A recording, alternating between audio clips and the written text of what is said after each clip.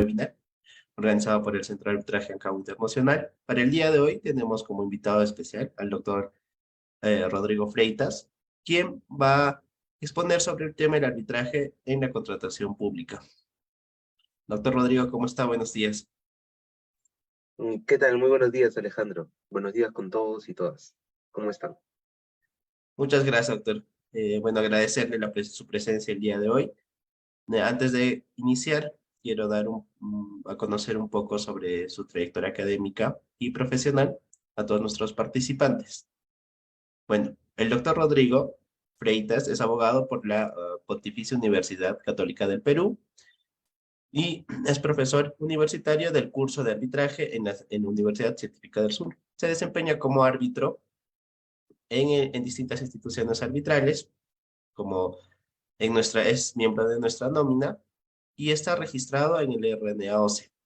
Cuenta con un máster en Dirección de Gestión y Proyectos de la Universidad Rey Juan Carlos y una maestría en Derecho Administrativo Económico por la Universidad del Pacífico. Es fundador de Peruvian Young Arbitration y miembro de la Sociedad Peruana de Derecho y de la Construcción. Doctor, sin más, le doy el uso de la palabra para que inicie su ponencia. Bueno, antes de eso, recordarles a nuestros participantes que una vez el doctor culmine su presentación, van a poder hacer sus preguntas y hacerle llegar sus consultas. Deseo el uso de la palabra, doctor. Ya, listo. ¿Qué tal? Bueno, muchísimas gracias. Bueno, bienvenidos a todos ustedes. Gracias por estar acá. Gracias por estar un feriado largo acá para poder un poco conversar, intercambiar ideas sobre de qué se trata el arbitraje en contratación pública. Vamos a hablar sobre temas muy puntuales. Y más que nada para dar un panorama a grandes rasgos de qué se trata o cómo entraría el arbitraje en contratación pública.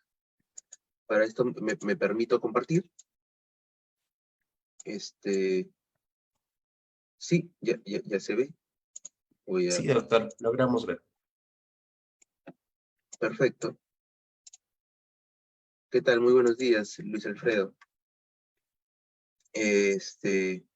Bueno, en los minutos que me han dado, voy a tocar sobre estos temas.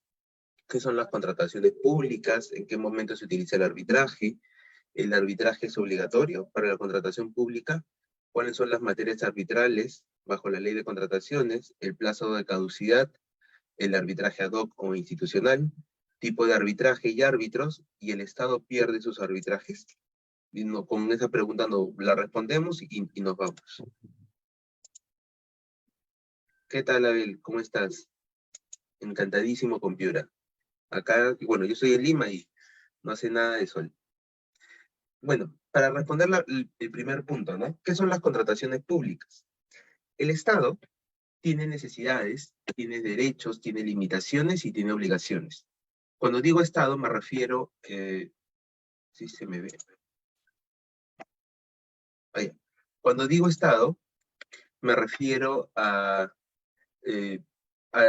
entidades, me refiero a entidades públicas como lo que es los ministerios, la municipalidad, los gobiernos regionales, los programas, etcétera, ¿no? Entonces el Estado tiene, por ejemplo, que garantizar los servicios y bienes materiales para el país, pero no puede hacerlo todo solo, como si ocurre en el ámbito privado, porque el Estado más que nada es un gestor de los fondos públicos. Entonces, al ser un gestor de los fondos públicos, no es que el Estado propio pueda construir carreteras o dar servicios de recojo de basura o dar entrega de algunos bienes necesarios para que se cumpla alguna finalidad pública. El Estado necesita de un privado, hasta incluso para la obtención de lapiceros dentro, los que han tenido la oportunidad de trabajar en una entidad pública se han dado cuenta que hasta el lapicero que te dan, hasta la silla que te sientas, hasta la computadora que usas, siempre está con un código de barras el cual se utiliza como parte de la administración que ha obtenido la entidad pública para que tú la puedas usar y puedas cumplir tu labor en ese sector. Entonces, el Estado recurre a la figura de la contratación pública, que es una de las modalidades que existe para que el Estado obtenga bienes, servicios y obras, un lapicero, un clic, un escritorio, una PC, unos focos, todo pasa por concurso público y bajo la ley de contrataciones con el Estado. Están también otras modalidades, ¿no? Como la asociación pública-privada, las obras por impuestos, concesiones, etc. Pero ahora nos vamos a enfocar solamente en contratación pública. Entonces, ¿por qué es importante todo lo relacionado a la contratación pública? Porque la contratación pública se realiza con el dinero de todos los contribuyentes. Y justamente porque el dinero que las personas manejan no es de nadie, sino es del Estado, es que hay tantos actos de corrupción, pues las personas juegan a beneficiarse con un dinero ajeno.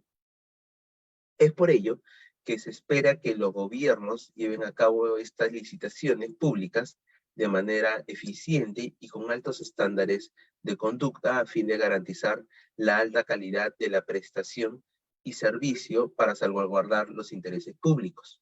Para ustedes no es ajeno decirles que gobierno que entra, gobierno que intenta cambiar o adecuar una ley de contrataciones a su estilo, a su manera, a lo que ellos quieren enfocarle en lo más importante, ¿no? No es tampoco raro decir que debido a los cambios de presidentes, siendo un hecho fáctico, también hemos sufrido bastantes modificaciones. Incluso actualmente ya se discute una nueva ley de contrataciones, una hecha por el Ejecutivo, otra hecha por el Congreso, para ver cuál vendría a ser la nueva que me podría regir de acá a unos meses en adelante. Pero ¿cuál es acá el mayor problema?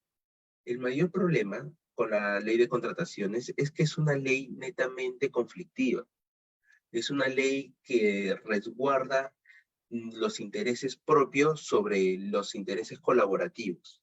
No tenemos una ley de contrataciones colaborativas.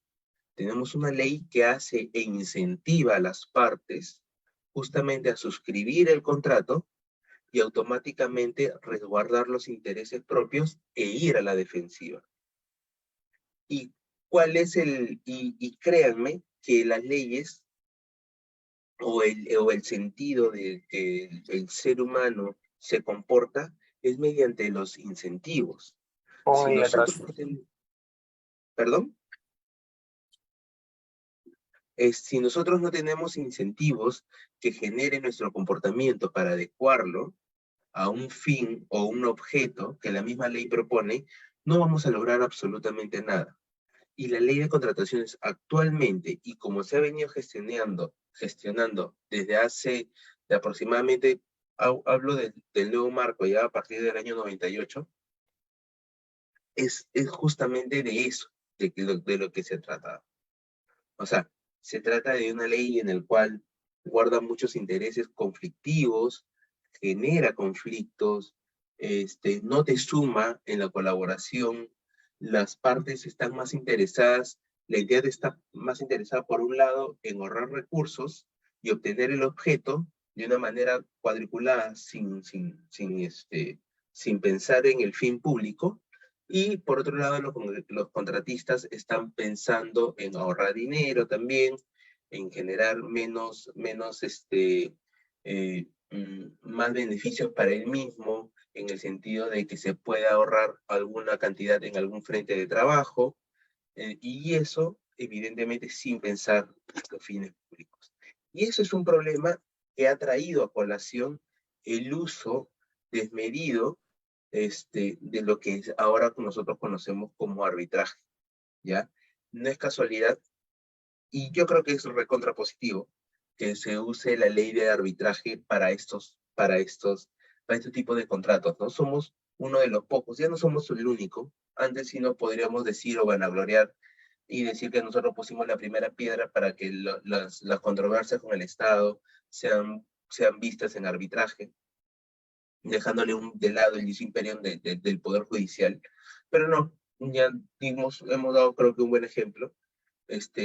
Costa Rica, eh, eh, Chile ahora también sacó un proyecto de ley para discutir el tema de sus contratos públicos mediante arbitraje. Costa Rica ya es una realidad. Honduras. Entonces vamos poco a poco como que sumando o haciendo una costumbre que está bien arraigada, ¿ya? Y esto lo vamos a conversar un poquito más adelante.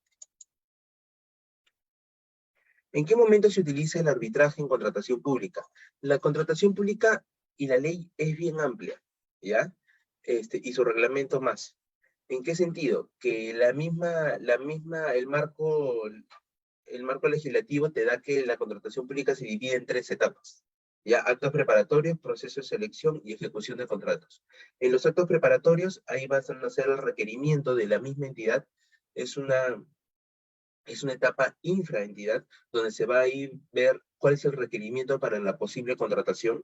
La segunda etapa, que es en los procesos de selección, ahí justamente la entidad lanza la oferta al mercado para que los postores puedan postular, hacer las preguntas, observaciones o consultas que consideren necesarios, presentar su oferta técnica económica y automáticamente poder poder ganar la buena de parte de la entidad. Y la tercera etapa es netamente la ejecución del contrato. Es de la suscripción del contrato hasta la liquidación y pago del contrato. Entonces, justamente, de eso es donde entraría el arbitraje, o donde entra el arbitraje. El arbitraje entra netamente solamente para la tercera etapa de la ejecución del contrato, ¿ya?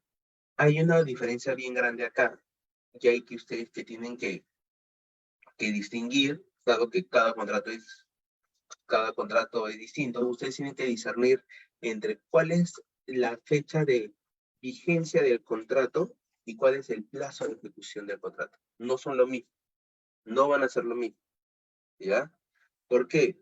Porque la vigencia del contrato es desde cuándo inicia el plazo contractual hasta cuándo culmina el plazo contractual. El plazo contractual puede culminar incluso con el tema de, de, de la liquidación, de la recepción, pero la vigencia del contrato es mucho más grande a ella.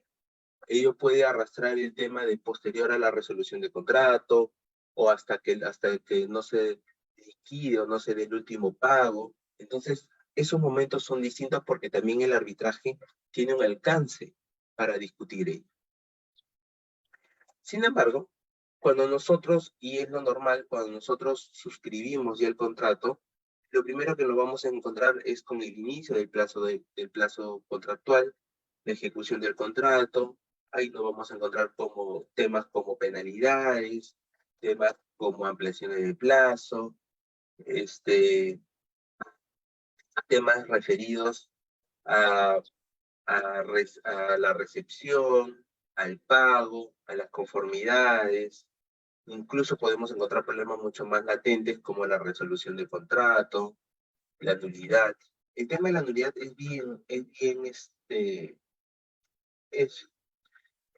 ¿cómo lo puedo decir? Es bien interesante, ¿ya? Porque la nulidad a veces arrasa problemas que se han dado en el proceso de selección, como la presentación de documentación falsa, pero ya suscribir es el contrato y ya lo ejecutaste.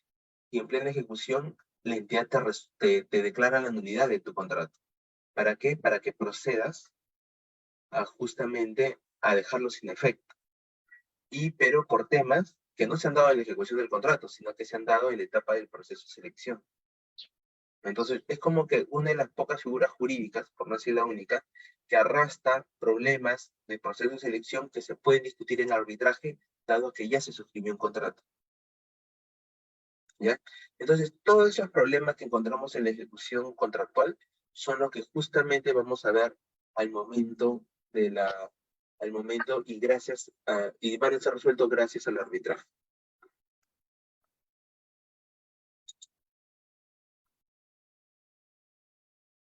La cláusula 18ª de solución de controversias.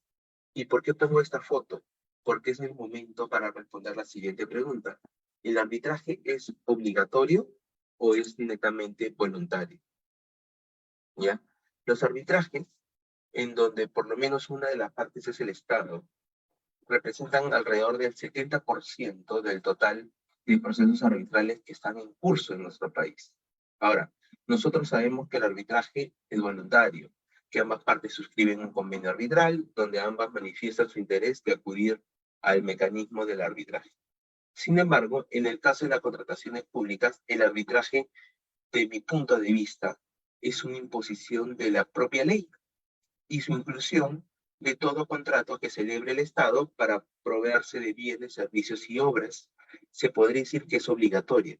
Sin embargo, esto es de lo que yo considero, no se niega su carácter consensual en el arbitraje. O sea, no es que sea netamente obligatorio y no es que tampoco te estén obligando. Y es que bajo la doctrina de las condiciones generales de contratación, el Estado lo que hace es extender una oferta general de arbitraje que el contratante acoge al celebrar el contrato, a lo que él se adhiere, y el Estado no obliga a nadie a contratar con él, sino es el mismo contratista que acepta las reglas para poder contratar con el Estado. Entonces, ¿es obligatorio? Sí, porque la ley lo dice, pero en estricto consenso, ¿es netamente per se obligatorio? No, yo no lo creo así, ¿ya? En el año 1997, hace más de 25 años, no, hace más de 20 años, definitivamente, se promulgó la ley 26850, mediante la cual, por primera vez en el Perú, se confió al arbitraje la solución de la definitiva de las controversias que surgieran durante la etapa de ejecución de todos los contratos celebrados y regulados por la entonces Ley de Contrataciones y Adquisiciones del Estado. Dicha opción lo ha mantenido felizmente y lo mantiene hasta el día de hoy el legislador. Pero las leyes en el Perú no es que haya una seguridad jurídica, ¿no? En vista que de acuerdo al Congreso que tengas o de acuerdo al Ejecutivo que tengas, tranquilamente de la noche a la mañana esto podría cambiar. ¿Ya? Si el Estado peruano no arbitrara sus controversias de subcontratos, lo más probable que tendría pocos oferentes.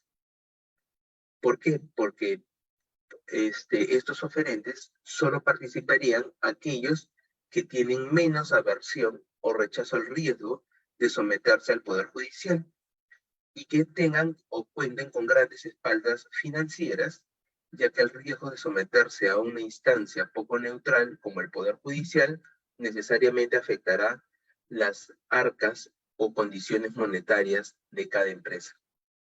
Entonces, ustedes también imaginan cómo sería ahora que todo el mundo quiere volar o todo el mundo quiere correr en el tiempo. Imaginan cómo sería discutir un tema de obra, un tema de construcción y que se vaya al Poder Judicial. Evidentemente sería un desastre, no por el tema del Poder Judicial per se, sino por el mecanismo en el cual nosotros ahorita nos movemos. Un Poder Judicial que tiene poca celeridad, poca especialización y poca confianza en la sociedad. Y eso evidentemente, la confianza, afecta el tema de las inversiones. Y cuando digo inversiones, no piensen solamente en extranjeros, sino hay bastantes empresas peruanas que contratan con el Estado y que evidentemente no quieren o no confían en el Poder Judicial para resolver sus controversias. ¿Ya? Entonces, si nosotros queremos construir un colegio, un hospital, una carretera, no me imagino que ellos se vayan al Poder Judicial, las partes digan automáticamente por consenso implícito, se suspenden las actividades hasta que se resuelva este problema y de acá a 5 años recién tengamos una solución. Lo que nosotros, lo que estamos metidos en el sector, carecemos de algo que no hay, me valga la redundancia, ¿no? Carecemos de data, carecemos de estudios, no contamos con estudios. El Estado se preocupó hasta el año 2013 cuando hizo una investigación seria de parte de la Contraloría. Claro, En ese momento, los arbitrajes de una proporción del 1 al 10, había 4, 4 o 5, y ahora hay 10. O sea, han crecido inimaginablemente lo que había en esa época. Han pasado ya 10 años y fue la última investigación seria. No contamos con investigaciones. Si a alguien le gusta el tema del arbitraje y contratación pública, pues lo que nosotros necesitamos es investigación, es data, es números, es un estudio serio que revele cómo se está llevando a cabo los arbitrajes en el Estado. Nosotros nos basamos en suposiciones, en hipótesis, y tenemos tesis muy, muy, como que no sé, muy sesgadas al momento de plantear nuestras conclusiones. ¿Ya? Entonces, lo mejor siempre sería tener una investigación. Como por ejemplo, esta es una investigación del 2013, ¿ya? Donde te decía que respecto a los laudos, el 52% del 100% de las materias que ve la ley de contrataciones del Estado se iban a obras, el 30% posiblemente a servicios y el 18% a bienes, ¿no? Esto yo creo que definitivamente se ha movido o se ha cambiado, dando una creciente a bienes, dando una creciente también a servicios. Porque antes no se iba a arbitraje ello o no se llevaba con la intención de que los contratos eran pequeños, que no tenían nada que ver, que podían esperar o buscaban otra solución paralela. Pero ahora créanme, ustedes que están en el sector pueden ver tranquilamente que hay contratos de cuantías muy pequeñas que antes no se veía en arbitraje. O sea, yo he visto arbitrajes que están alrededor de los 15.000 soles, 20.000 soles, y eso porque no hay un incentivo de poder solucionar los problemas antes. Y ha habido un incentivo de parte de la misma ley de contrataciones hacia los funcionarios públicos a no solucionar sus problemas antes, y si no, llevarlo al arbitraje. Y esto es porque se ha generado un círculo vicioso bien fuerte respecto a que quien, quien examina o juzga a los funcionarios públicos no tiene parámetros, me refiero más que todo a los organismos de control, para poder sancionarlos. Entonces, eso genera al funcionario público un temor en la toma de decisiones. Lo genera que el funcionario público no sea considerado una persona, sino una máquina de obedecer la ley como si fuéramos unos caballos de carrera, que no viéramos nada alrededor, solamente lo que dice el documento. Pero nuestra ley no está bien hecha. O sea, no hay una ley en el Perú que tú digas, wow, ha llenado todos los vacíos, no hay nada, no hay ni una toma discrecional, no, no la hay. Y más la ley de contrataciones.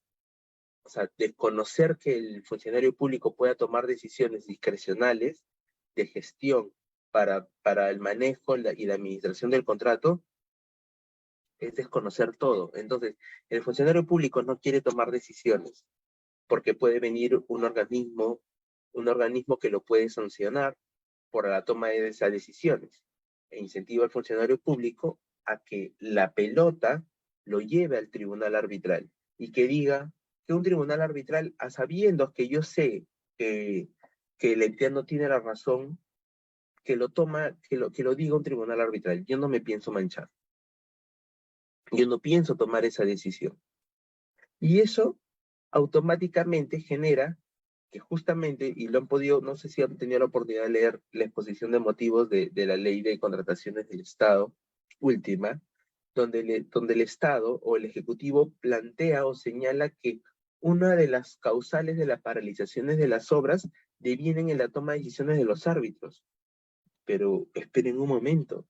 O sea, el árbitro no es un administrador del contrato. El árbitro no sirve para la toma de decisiones de lo que pasa en los problemas. El árbitro es una persona que resuelve controversias. No que el Estado, ya un chip incrustado en ellos, es que el árbitro tenga que necesariamente tomar una decisión para solucionar el problema. Eso no es así. Eso no es así. Y este círculo vicioso no se va a romper hasta que la misma ley obliga a los funcionarios públicos de los órganos de Contraloría a poder poner parámetros en cómo se va a sancionar al funcionario público, para que éste no tenga miedo de tomar decisiones discrecionales y de gestión. Las materias arbitrables, ¿no? La ley de arbitraje es bien clara y señala que en su artículo 2, en su numeral 1, que las materias arbitrales a nivel general, por la ley regulada, se pueden hacer conforme a las disposiciones de libre disposición, aquellas que se hayan acordado por ley o las que nazcan de tratados o acuerdos internacionales. Evidentemente siempre hay este tufillo de, oye, pero la ley de contrataciones, al ser una norma imperativa o de orden público, ¿cómo puede ser de libre disposición? Sin embargo, no es por ahí donde nace la ley, las materias arbitrales de la ley de contrataciones, sino nace por el afecto de que la misma ley de arbitraje señala que las materias arbitrales pueden ser estipuladas por la ley. Y eso es lo que justamente ha resguardado o ha señalado que las materias que vemos en contratación pública sean arbitrables, porque una ley lo dice. Entonces, bajo su teoría, profesor o doctor, me está diciendo de que la ley de familia puede ser arbitrable solamente si la ley la cambia. Sí. ¿O cuál habría el impedimento de que un árbitro pueda ver un tema de alimentos? ¿Cuál sería el impedimento? ¿Que no es de libre disposición? ¿Que afecta a la sociedad? No, si recae en la familia. Recae en dos personas, contratantes, si lo puedo ver un poco más duro, ¿no? Un poco más cerrado. Entonces, las leyes, materia de arbitraje, pueden ir creciendo de acuerdo las materias arbitrales, perdón, pueden ir creciendo de acuerdo a la que la ley lo va imponiendo. Antes la salud no era arbitrable, ahora lo es. El tema de consumo no era arbitrable, ahora lo es. La expropiación no era arbitrable, ahora lo es. Entonces podemos ir remarcando esas ideas. El tema acá es que las materias arbitrables en la ley de contrataciones actual te dice, ¿no? Oye, en su numeral 1, oye, todas las controversias relacionadas a que surgen durante la ejecución del contrato, como la interpretación, resolución, inexistencia, ineficacia, se van a ir a arbitraje, ¿ya?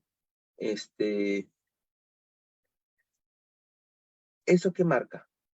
Que todas las controversias se vean en arbitraje. Pero hay una que no se ve en arbitraje. Hay una excepción. Y la vamos a leer, que está en el numeral 4 del artículo 45.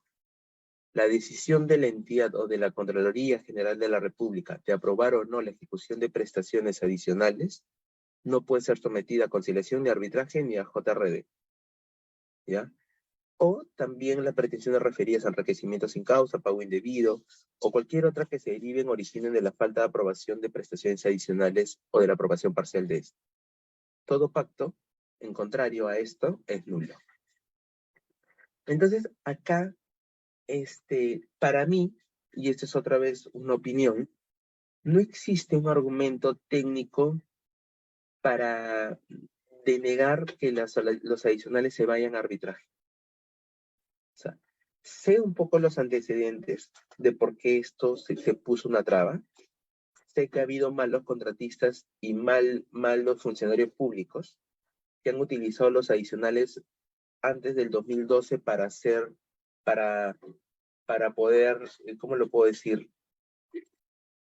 Para poder adquirir dinero más allá de lo que decía el expediente técnico o el contrato, ¿ya? Pero no es que todos los contratos sean así. Desconocer el tema del adicional, que es la figura jurídica en el cual no está estipulado ni reconocido en el contrato, ni expediente técnico, ni término de referencia, pero que es necesario ejecutarlo para poder alcanzar el fin ilícito, es desconocer la figura de la contratación pública. Es la figura, es desconocer el sentido o la naturaleza de un contrato, ¿ya? Entonces, técnicamente, no hay una, no hay una razón por la cual los árbitros no puedan ir resolver adicionales, ¿no? ¿Qué te dice qué te dicen el sustento jurídico al respecto? Te dicen, no, lo que pasa es como el adicional es algo que no está reconocido en el contrato, deviene en una figura que no genera el alcance del convenio arbitral. Y por ende, el adicional no es una figura arbitral. Ya, eso es lo que dicen, ¿ya? Pero yo lo veo bien forzado. Bien forzado porque primero no reconocen que el contrato puede sufrir modificaciones o cambios. Segundo, que un convenio arbitral ya recaiga en un contrato, deviene también que todo lo posterior a él se pueda asumir a ello.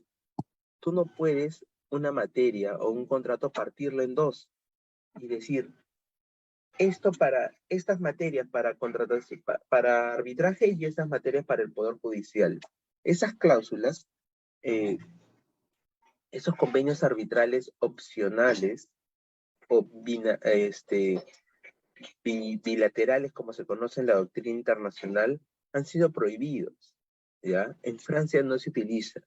En Estados Unidos sí, pero no va a materias netamente de construcción o de bienes o servicios, sino va a materias societarias y de acuerdo a la opinión o decisión de la afectación de las partes. Pero en otro tipo de legislación como la nuestra, el civil law, sí no están tan bien reconocidas y han generado su nulidad. Pero bueno, eso al legislador no le importa nada y el legislador dijo, oye, ¿sabes qué? Por si acaso no te estoy limitando a que lo discutas tus adicionales, ¿ah? Solamente te estoy diciendo que lo vas a llevar al Poder Judicial. Ah, ya, qué bacán. Es como que a mí me dijeran, oye, por si acaso no te estoy diciendo que no vas a jugar ese partido, ¿ah?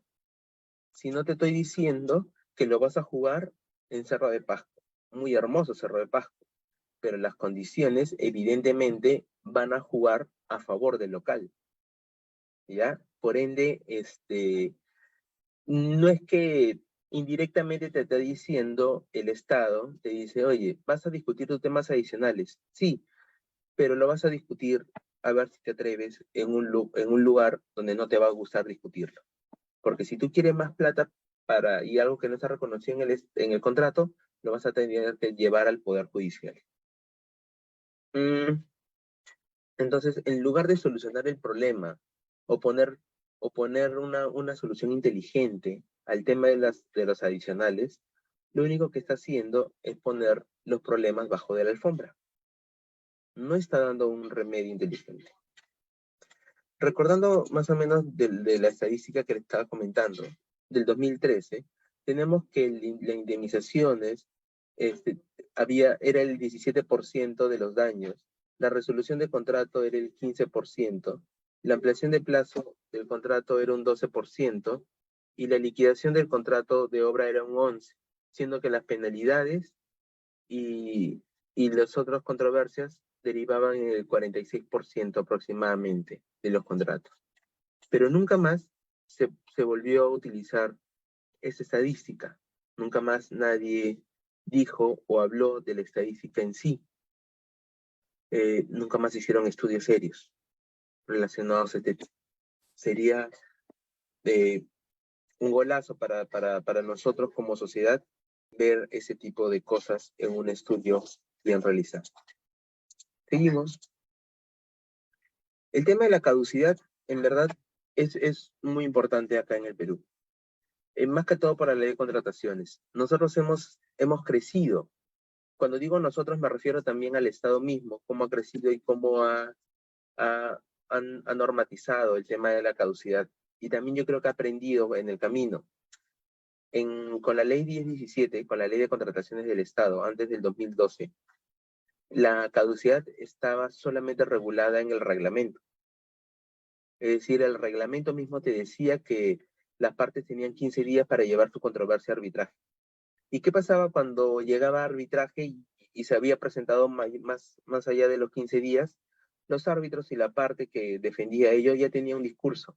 Decía que la caducidad estaba que estaba estipulada en el reglamento, lo cual iría contra la figura de la caducidad regulada en el Código Civil, que señala que la caducidad debe estar siempre por ley, y que por tanto la caducidad era de manera general y se debería hasta la culminación del contrato, y que la culminación del contrato era con el pago final del mismo.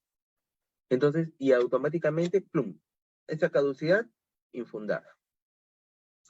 Eso cambió a partir del 2012, en la misma ley 1017 lo pusieron en la ley, y seguía manteniéndose de 15 días. Cuando salió la ley de contrataciones 3225, en su exposición de motivos no dijeron absolutamente nada por qué cambiaron de 15 días a 30 días hábiles. No dijeron, no había un estudio, no había un sustento técnico, ni un sustento jurídico. Parece que en ese momento el que hizo la ley dijo, oye, ¿sabes qué? Creo que los 15 días cuando quiere iniciar el Estado es muy poquito y debido a la burocracia que tiene el Estado se le va la vida. Entonces, bueno, vamos a ampliarlo a 30 días. Sí, 30 días, listo, 30 días. Una medida totalmente sin ningún fundamento, pero se hizo. Y actualmente encontramos que la ley de contrataciones regula dos campos importantes de la caducidad y eso no hay que perderlo de cuenta.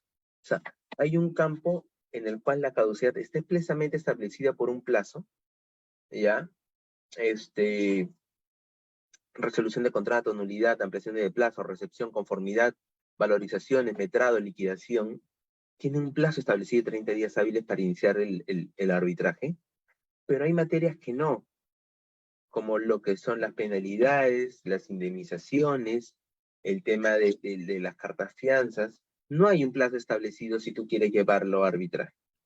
Por lo que tanto, el otro campo de la contratación pública sería netamente el tema de un plazo de caducidad general. ¿Hasta qué? ¿Hasta dónde? ¿O hasta cuándo? Hasta la culminación del contrato. ¿Ya? Y esta vez sí dice que la contratación pública, perdón, que las materias arbitrables en contratación pública, tu plazo de caducidad sí está regulado por ley.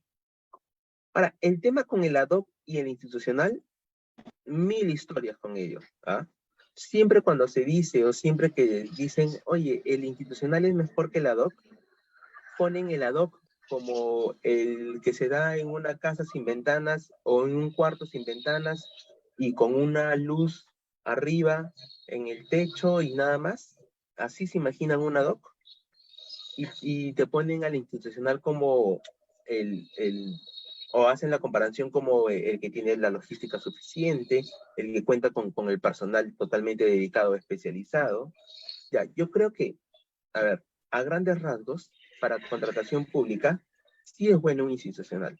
No creo que sea mucho mejor que un ad hoc, pero creo que en el periodo en el que lo manejamos sí es bueno el institucional. La regla cambió, ¿no? Con la ley 1017, creo que hay un chat. Alejandro, no sé si puedes silenciar, por favor. Sí, ya Gracias. está, doctor. Con la ley 1017, la regla general era el ad hoc, ¿ya? Y no era el ad hoc, incluso, o sea, esa es mi tesis, esa es mi hipótesis, perdón. No era el ad hoc porque la entidad decían que era mejor, sino que las bases estandarizadas del OCE que usaban las entidades públicas decía ad hoc en su convenio arbitral. Y bueno, siempre hay alguien que no le gusta revisar y hace un control C y un control B, y automáticamente con la ley 1017 todas o la mayoría de las controversias con el Estado iban a un ad hoc, casi siempre. Con la 3225 se cambió esta regla y dijeron que el ad hoc es o iba a ser la excepción a la regla y pusieron que iba a ser un institucional. Cuando tú lees la ley, la exposición de motivos de por qué hacen este cambio y la regla general es el institucional, no te das cuenta por qué. Porque dicen que hicieron un estudio de 5 instituciones arbitrales de Lima, Arequipa, Cajamarca y Trujillo, de Lima más instituciones obviamente, y que de ahí sacaron que debía ser la regla principal el institucional. Bueno, no sé, ¿ya? Eso es lo que dice su exposición de motivos. Pero ahora, ¿cuál es el problema que nos encontramos? Y esto lo digo a noción de árbitro, ¿ya? Que incluso es peligroso para los árbitros. Nos encontramos con una proliferación de centros de arbitraje de poco sustento o poca reputación, el cual está afectando notablemente cómo se está manejando el arbitraje en contratación pública. Ya no es novedad para el sector de la contratación pública y el arbitraje saber qué centros de arbitraje tienen poca reputación o actúan conforme a las decisiones que ellos quieran. Incluso hacen caer a árbitros para que estén en su lista de árbitros para dar una pantalla de su buen actuar, pero que nunca son elegidos o que nunca son designados, o cuando son designados no se le toma absolutamente en cuenta. Por ejemplo, lo que yo he vivido a carne propia es, y uno acepta, no sé, porque conoce a la persona, porque considera que hay de buena fe, ¿no? Que lo están proponiendo en una lista, pero una vez me propusieron un arbitraje institucional, no hace mucho, hace el año pasado ha sido esto, donde me dijeron, bueno, la parte no ha designado, así que nosotros el centro lo hemos designado de manera residual, doctor. Yo, ya, de la parte demandante, ya, bacán. La parte demandada tampoco había designado su árbitro. Ya, ahí me pareció un poco medio raro que ninguna de las dos designe. Y el otro árbitro lo aceptaron, o sea, nadie lo recusó. Y cuando yo me comunicaba con el otro árbitro, que no lo conocía y que nunca había escuchado de él, para designar al presidente, nunca me contestó. Nunca. Ni las llamadas, ni el correo electrónico. Y cuando pasa el plazo para supuestamente designar el presidente los 10 días hábiles, y este venció, al día 11, a las 8 de la mañana, el centro me manda un correo a todos diciendo que este es el presidente. Y dije, oye, qué raro, ni siquiera le hemos avisado al centro que no hemos designado a un presidente. O sea, y el centro ya puso a su presidente. Y dije, oye, medio raro, ¿no? O sea, a mí me designa el centro, al otro árbitro también, que no lo conozco, el otro árbitro no me responde ningún correo ni una llamada, y el centro automáticamente ya designa a su presidente, y automáticamente el presidente acepta, y el otro árbitro responde, muchas gracias por tenerlo acá presente. Yo dije, no. O sea, el arbitraje, una de las bases es la confianza, y por eso suma, y por eso tú puedes trabajar tranquilo. Pero este tipo de jugadas, o este tipo de hacerte creer a ti que está todo bien, pero que en base a las mismas reglas pueden sacar ventajas, a mí no me parece. Evidentemente renuncié, no generaba confianza, todavía no se había instalado el tribunal, porque justamente el presidente había prestado su aceptación y tenían que ver si había un plazo de recusación, o sea, era bien o poco decir, poco controvertido. Y ya para avanzar, y ya para finalizar también, el tipo de arbitraje de árbitro, ¿no? Tipo de arbitraje de derechos, siempre va a ser un arbitraje de derecho. Los tipos de árbitros pueden ser 1 o 3 árbitros. Los requisitos para ser árbitro único y presidente es que sí tienen que ser necesariamente abogados o tienen que contar con una actualización en derecho administrativo y arbitraje en contratación pública. Ya. Ahora, y si tú quieres ser designado por las entidades públicas o quieres ser designado de manera residual para las entidades públicas o como presidente, como árbitro único, los árbitros tienen que estar en el RNA, ¿no? El RNA, yo estoy ahorita en el RNA. Yo estaba en el año 2017 en el OCE, en la lista del OCE, y a todos nos dijeron, oye, a partir del 2020, todos van a salir de la lista y tienen que dar un nuevo examen. Yo lo di en el año 2020 y entré. Pero ¿cuál fue la situación que se dio en el mercado? Que solamente había aproximadamente 60 árbitros que habían aprobado ese examen.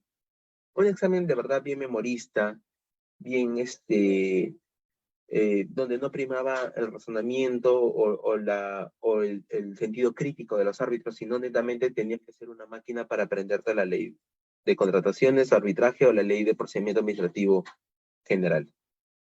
¿Ya? Pero lo aprobé, entré al RNA, y automáticamente el mercado había puesto solamente 60 árbitros, aproximadamente para todo el Perú, para que sean 60 árbitros designados por las entidades públicas.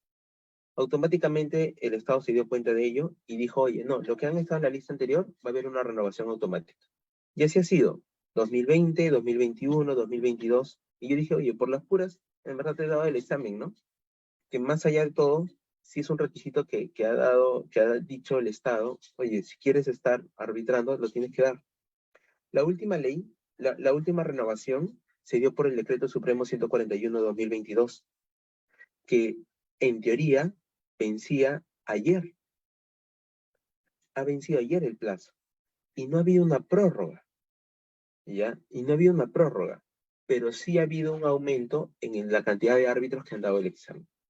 Entonces, aproximadamente ahorita hay 120 árbitros. Ahora, yo me pregunto, ¿esos 120 árbitros podrán tener la capacidad de estar dentro de la burbuja de designaciones que tienen las entidades?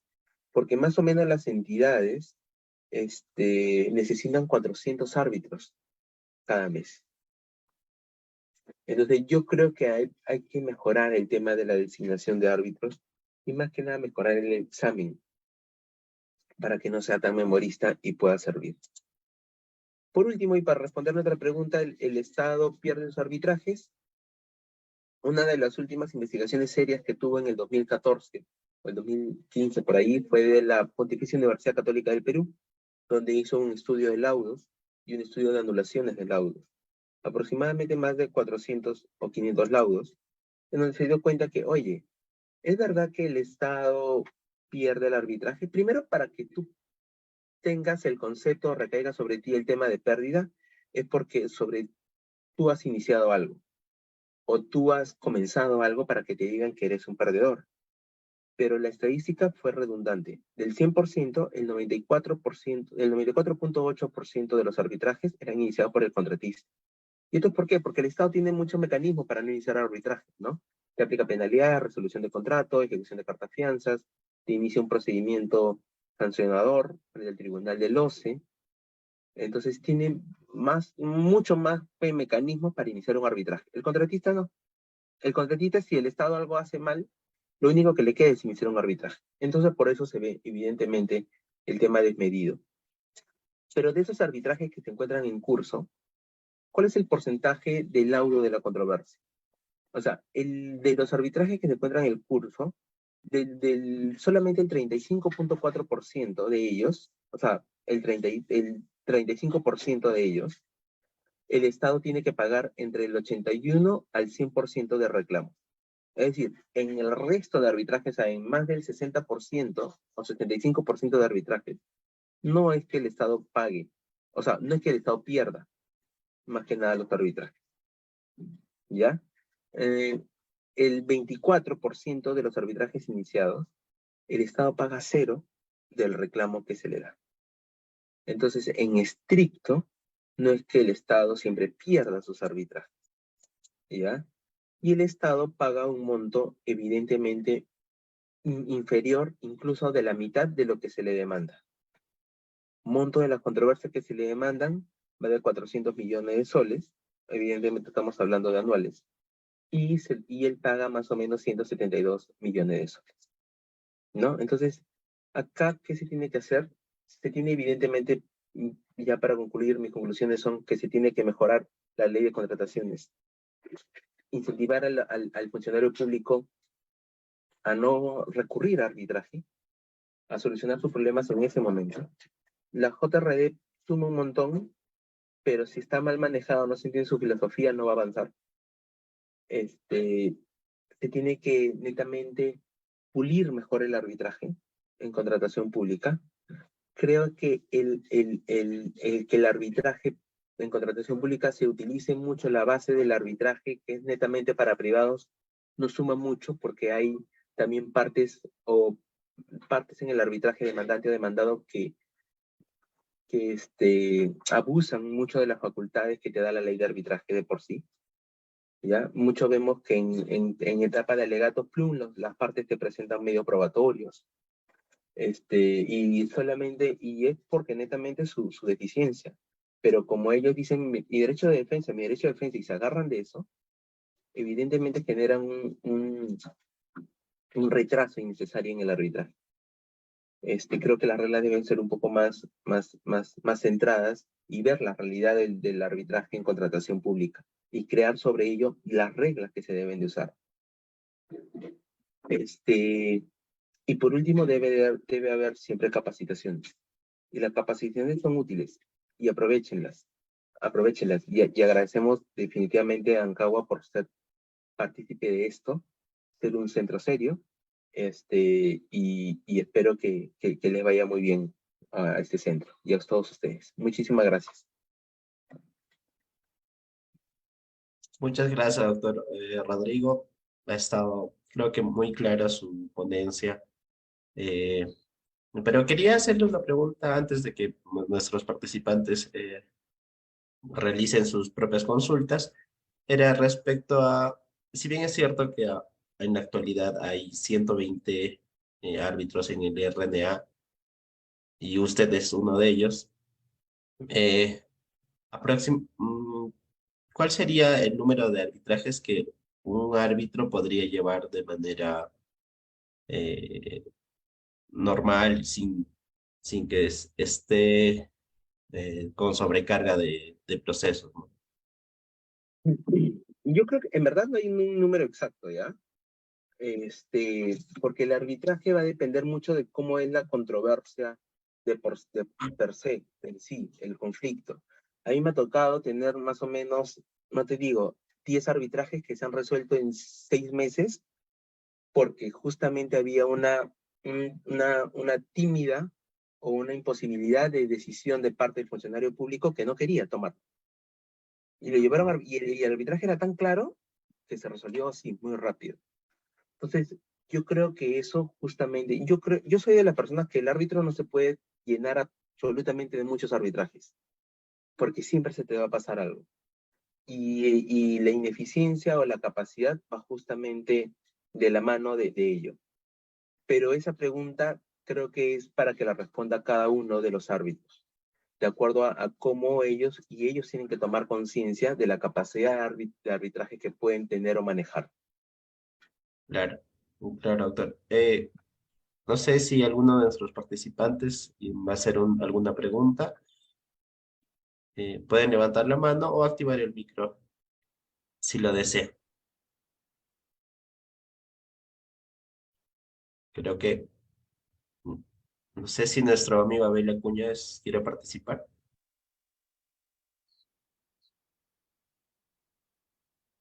Bueno, Hola, buenos Bueno, días. buenos días. Bueno, buenos días, ¿cómo estás? Le habla Janet Sayas. Hola. sí, Sí, sí, ¿me escuchan? sí, puede realizar su pregunta, por Sí, mi favor. pregunta iría un poco a hacer una reflexión. Le pediría al doctor si nos puede hacer una reflexión sobre las variaciones que está proponiendo el proyecto de ley que se ha presentado en el Congreso, que pretende modificar la ley de contrataciones y en tema de arbitraje definitivamente hace unas variaciones bastante amplias. Pues me gustaría escuchar al doctor, no sé si ha tenido la oportunidad de revisar el proyecto de ley y darnos sus apreciaciones al respecto. ¿Qué tal, Janet? ¿Cómo estás? Mucho ¿Cómo gusto. está?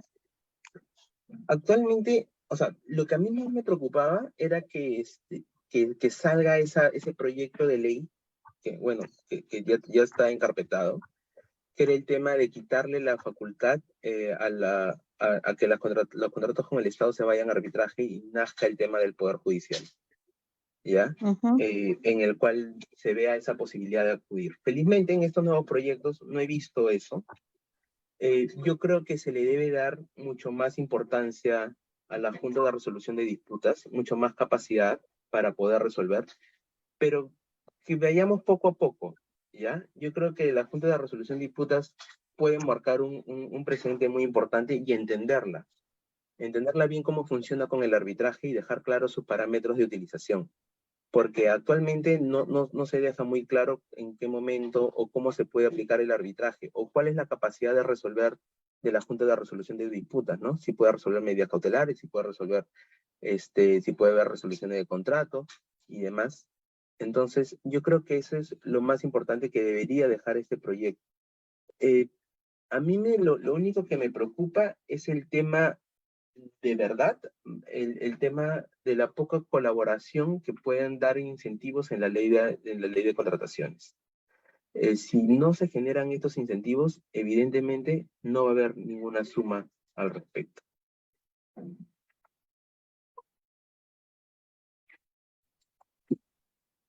Abel, Muchas ¿qué tal? gracias. ¿Cómo estás? Gracias, Janet. Buenos días. Sí, Abel Acuña. Una consulta respecto, usted mencionó a la Junta de Resolución de Disputas. En el caso de Piura, el Colegio de Ingenieros tiene un centro de JRD, pero llama la atención que para poder pertenecer a ese centro hay que seguir un curso de capacitación, pero no ha habido especialización. Entonces tenemos ingenieros agrícolas, agrónomos, químicos, y están participando en junta de disputas de obras que básicamente debían ser de ingenieros civiles. No sé cuál es la normativa que permite que cualquier especialidad de ingeniería pueda ser de la junta de disputas, ¿no? no la hay, no la hay.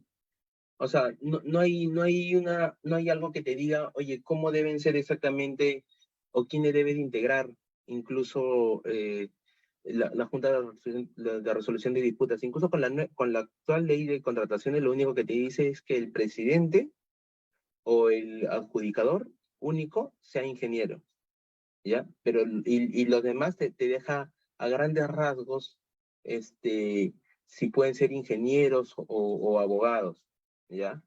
De mi punto de vista, y cómo internacionalmente se ha regulado la Junta de Resolución de Disputas, no es tan fuerte la intervención de abogados como miembros de ella, ¿ya?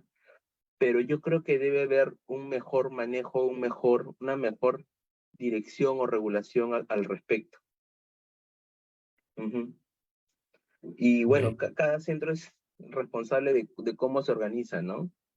Entonces, si ellos mismos se ponen barreras burocráticas para obtener nuevos miembros, quedaría ahí en el tintero. Ah, gracias, Abel. Arnaldo, por favor. Gracias. Sí, buenos días. Lo que dice la ley respecto a los adjudicadores, la JRD, no al presidente, sino a los que lo acompañan, dice que son expertos en ejecución de obra, ¿no? En cierta Sí. forma, ahí ya está definiendo su capacidad, ¿no? Porque no puede, digamos, estamos haciendo una obra determinada de saneamiento de carreteras. Entonces, por una cuestión lógica, ese experto tiene que ser algún ingeniero de esa especialidad, pues no podría entrar un agrónomo, ¿no? Entonces, de cierta forma, ya hay una limitación ahí, ¿no? Sí, pero también el no se define experto a quien haya hecho 3 cursos de 120 horas en contratación pública, derecho administrativo y arbitraje. Entonces, no sé qué tan expertos puede ser esa persona que lleve esos 3 cursos. Claro, pero Porque dice tú tranquilamente ejecución, ¿no? llevas esos 3 cursos, tienes más de 10 años titulado y automáticamente ya puedes postular para el RNAOCE, por ejemplo. Pero eso no sé qué tanto podría ser. Pero sí, tienes toda la razón, Arnaldo. O sea, se va a ver el objeto de la licitación para poder decir cuál es el adjudicador responsable o qué tipo de ingeniero debería ser. Gracias.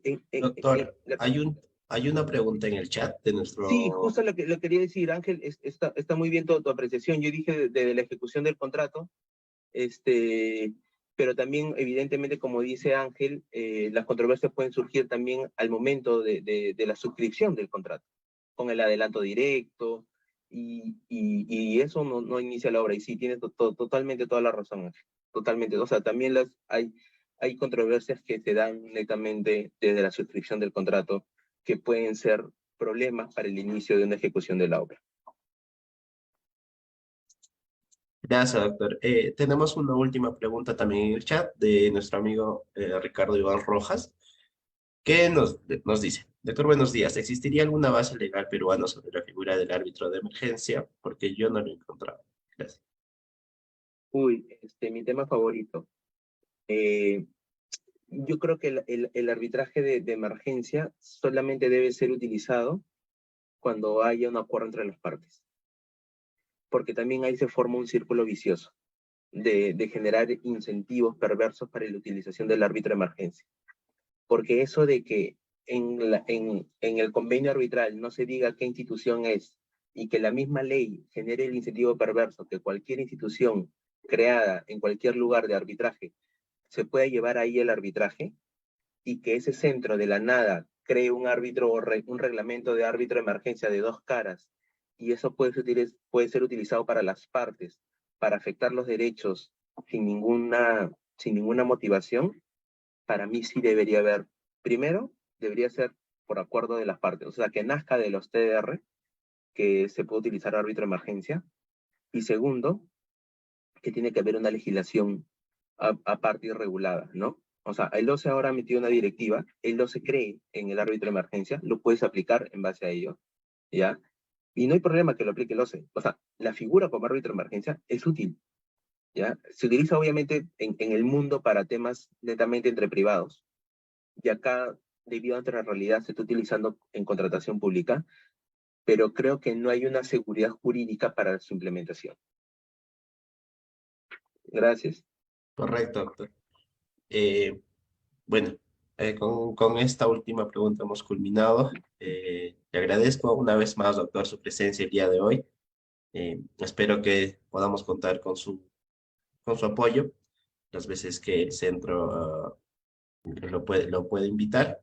Y bueno, solo recordarles a nuestros participantes, a nuestros amigos, que sábado a sábado el centro viene realizando los webinars tocando temas de contrataciones, también dispute wars, entre otros. Muchas gracias, doctor, una vez más, y le cedo la palabra para sus palabras finales. Nada, gracias a todos los que están acá escuchando, sacrificando un poquito su feriado largo. Agradecerte a ti, Alejandro, por estar acá también presente y poder apoyarnos en todo respecto a esta nueva capacitación. A Francesca y también agradezco a Francesca, a la doctora Navia, y a Ancao en sí por estar tan preocupados por el tema de capacitación en general, y poder brindarnos esta facilidad a todos de poder conversar. Espero que hayan, no sé si aprendido o hayan poder interiorizado un poco más el tema de la contratación pública, pero yo sí me voy con un aprendizaje debido a sus preguntas y comentarios que han hecho ustedes. Muchísimas gracias. Hasta luego. Muchas gracias, doctor. Bueno, que todos tengan un bonito fin de semana y nos vemos el próximo sábado. Hasta luego. Gracias con todos. Gracias, hasta luego.